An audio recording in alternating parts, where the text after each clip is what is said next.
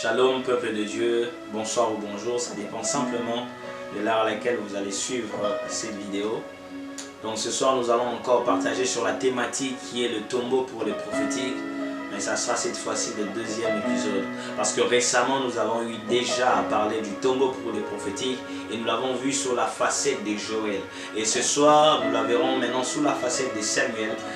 C'est pourquoi je nous invite à ouvrir nos Bibles. Nous allons prendre 1 Samuel chapitre 10, verset 2 et le verset 10. 1 Samuel 10, verset 2, la Bible dit ceci parlant de Saül. Après m'avoir quitté, tu trouveras des hommes près du sépulcre de Rachel sur la frontière de Benjamin. Et le verset 10 dit ceci. Lorsqu'ils arrivèrent à Gibéa, voici une troupe de prophètes vint à sa rencontre. L'Esprit de Dieu le saisit et il prophétisa au milieu d'eux. Il prophétisa au milieu d'eux. Père, je prie que tu bénisses ces instants, qu'ils soient bénéfiques pour quelqu'un, qu'ils soient, ô Éternel, je te prie, ô Éternel, d'un secours pour une âme, pour un cœur, ô Éternel. Je prie que les écailles des yeux tombent, ô Éternel, pour que nous puissions voir quelle est la pensée que tu veux nous communiquer au nom de Jésus-Christ. Amen. Je parlais tout à l'heure que ce soir, nous allons aborder cette thématique, l'explorer encore, mais sur la facette, au fait, de Saül. Saül, c'était cet homme que nous connaissons, un simple homme. Un berger qui a perdu ses ânesses, les ânesses de son père, et Saül a entrepris d'aller voir Samuel pour pouvoir retrouver les ânesses de son père. Et en arrivant chez Samuel, bizarre, étonnant, il ne savait pas qu'une promesse, une autre promesse que celle de retrouver ses ânesses l'attendait là-bas. En arrivant chez Samuel, Samuel va lui donner tout un parcours, tout un processus lorsqu'il va lui dire que Dieu veut te oindre pour roi d'Israël. Et c'est là que commence notre histoire, 1 Samuel 10, où Samuel maintenant parle à Saül et dit, lorsque il te faut devenir roi, et puisqu'il te faut devenir roi, mais avant que tu ne deviennes roi, commence d'abord à aller sur le sépulcre de Rachel. Je commençais à dire tout à l'heure que Saül était un simple homme, un simple berger, mais Saül n'était pas un berger, il était le berger de la tribu de Benjamin. La tribu de Benjamin, vous savez tous, Benjamin était le fils de Rachel. Et Benjamin est venu dans le monde dans des conditions compliquées, complexes, bizarres. Le jour où il naissait, il venait dans le monde, sa mère quittait le monde. C'est-à-dire que Rachel a donné sa vie pour que Benjamin vienne dans le monde. Et lorsqu'il a été question que Saül puisse accéder à sa promesse, accéder à la royauté, Samuel va le faire retourner à sa source, qui est Rachel. Et il en est de même pour nous aussi, pour que nous puissions en fait avoir accès à ce à quoi Dieu nous a appelés. Il nous est important de retourner à la source. La source, c'est qui? C'est le tombeau de Jésus-Christ, puisque c'est par Jésus-Christ que nous avons eu la vie, et nous devons retourner sur le tombeau pour pouvoir accéder au prophétique. Mais ce qui est étonnant, c'est que avant de pouvoir accéder à la royauté, Samuel lui dit, tu dois d'abord prophétiser. D'où est même sorti les proverbes, Saül est-il parmi les prophètes en Israël. Et il est important, frères et sœurs, avant d'entreprendre quoi que ce soit, avant d'agir, ou avant même de se projeter, avant d'établir un plan pour ton futur, pour ton avenir, il est important d'avoir la voix prophétique, d'écouter la voix prophétique, important d'avoir des instructions prophétiques. Avant de devenir roi, Samuel lui donne en fait des instructions prophétiques. Samuel lui dit, avant que tu n'accèdes à ça quoi Dieu t'a appelé à la royauté, il te faut prophétiser. Il te faut entendre la voix prophétique.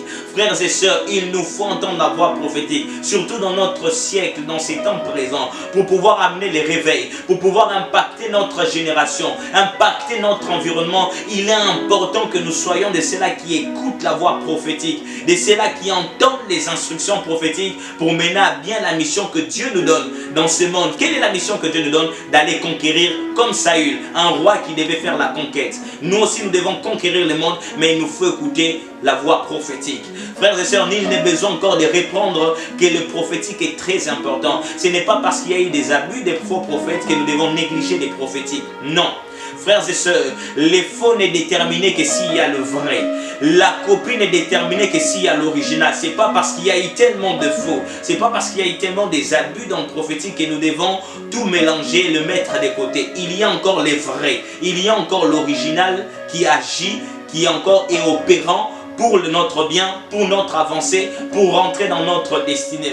Mais l'histoire commence là. C'est maintenant que je commence, même mon message. Le noyau de mon message est là. Lorsqu'il est demandé à Saül d'aller sur le tombeau de Rachel, Saül il y va. Mais là, le problème c'est que Saül commence sur le tombeau, mais Saül rencontre, lorsqu'il va sur le tombeau de Rachel, le corps de Rachel est encore présent, ses os est encore présents dans le tombeau. Mais lorsque nous nous retournons dans la source, lorsque nous retournons sur le tombeau de Jésus, son corps n'est pas là. C'est pourquoi vous verrez que Samuel a prophétisé pour un temps. Mais nous ne prophétiserons pas pour un temps, nous prophétisons pour tout le temps parce que le corps de Jésus n'est plus dans les tombeaux. Samuel a prophétisé pour un jour. Nous ne prophétisons pas pour un jour, mais nous prophétisons pour toujours parce que le corps de Jésus-Christ, à la différence du tombeau de Rachel, ses os étaient encore présents, son corps est encore présent, mais sur le tombeau, dans le tombeau de Jésus, son corps n'est plus là. Son corps n'est plus là. C'est pourquoi nous pouvons prophétiser sans limite. C'est pourquoi nous pouvons prophétiser sans frontières. C'est pourquoi nous pouvons prophétiser sans blocage. C'est pourquoi je veux annoncer à quelqu'un la bonne nouvelle que tu prophétiseras sans limite.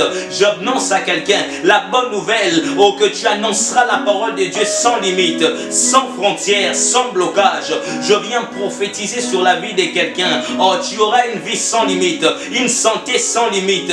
Tu entreprendras sans limite. Je prophétise sur ta vie que tu auras une ascension sociale sans limite. Tu auras des finances, des moyens sans limite parce que c'est ça à quoi Dieu t'a appelé. Oui, tous ceux qui t'ont précédé, s'ils ont eu des limites, s'ils ont eu des blocages, des barrières, oui, ceux qui t'ont précédé, il y a eu des limitations dans leur vie. Il y a eu des barrières qui ne leur permettaient pas de passer outre, de passer les caps. Mais avec toi, ça sera différent parce que tu n'opères pas sur le régime du limite, mais tu opères sur un régime délimité. Je prophétise que tu passeras là où les autres sont arrêtés. Je prophétise que tu iras loin.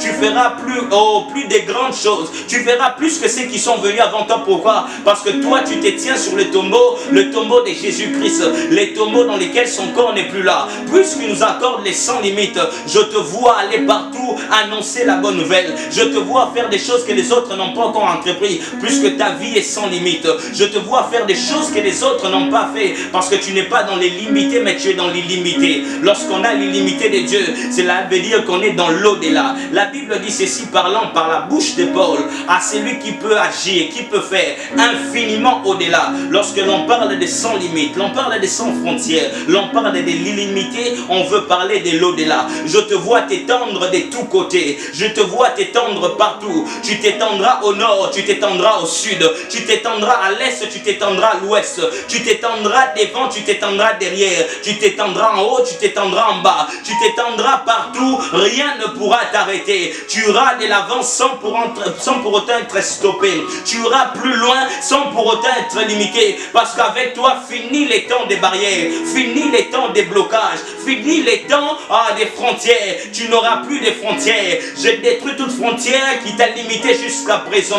J'ai détruit toute barrière qui t'a conditionné jusqu'à présent. J'ai détruit toute limitation qu'a imposé les systèmes de ces mondes, qui t'a imposé les systèmes anciens, les systèmes des parents, les systèmes de ta société. Tout cela est détruit dans le nom de Jésus. Je te vois passer outre, je te vois passer les caps, je te vois passer la limitation que les hommes ont tracée pour toi. Les hommes ont dit que tu ne feras pas de grandes choses. Je viens t'annoncer une bonne nouvelle. Avec le tombeau de Jésus, tu peux passer. Par le tombeau de Jésus-Christ, tu peux aller loin. Avec le tombeau de Jésus-Christ, tu peux faire plus, tu peux progresser, tu peux avancer et rien ne t'arrêtera, rien ne pourra s'opposer à toi parce que c'est ce à quoi Dieu t'a appelé à faire. Je te vois être dans une joie sans limite, je te vois bénéficier d'une paix sans limite, je te vois bénéficier des grâces sans limite, je te vois bénéficier d'une faveur sans limite, une faveur illimitée. Tu auras la faveur au nord, tu auras la faveur au sud, tu auras la faveur le matin, tu auras la faveur le soir, tu auras la faveur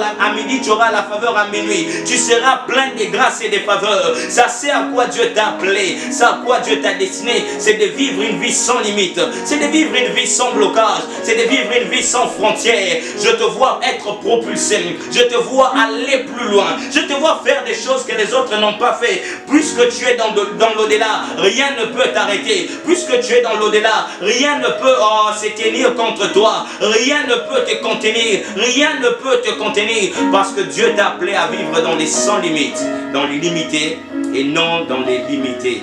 Que Dieu vous bénisse abondamment. Amen.